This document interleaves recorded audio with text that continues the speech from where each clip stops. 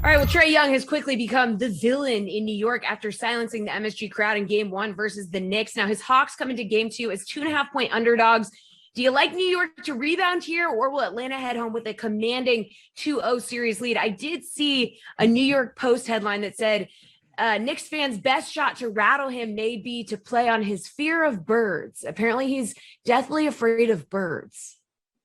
Okay, well, that's ironic considering his hair kind of looks like a bird's nest. But yeah, I don't know what they're going to be able to do as far as, letting birds into Madison Square Garden. I don't know if birds have been, are they going to have to return a negative COVID test before they can enter? Who knows?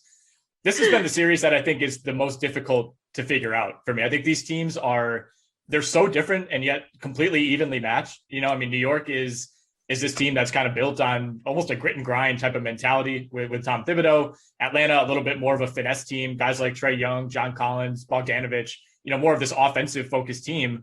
And, we saw Atlanta ultimately win out in game one, but it didn't really feel like there were a ton of takeaways for me from that game because, New York has been so heavily dependent on Julius Randle this season, and he gave them almost nothing. I mean, he had arguably his worst game, especially considering the stage, probably his worst game of the entire season. So I expect him to be much, much better in this game. I think by default, the Knicks offense is going to look a lot different because we're not going to see Julius Randle struggle like he did.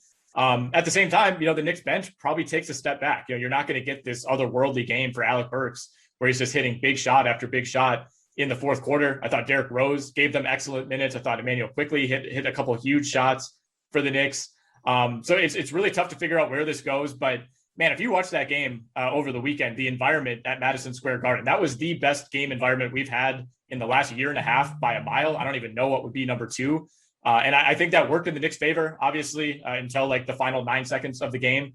But I think this is another close one. And I think this time New York pulls it out and we're looking at 1-1 heading back to Atlanta.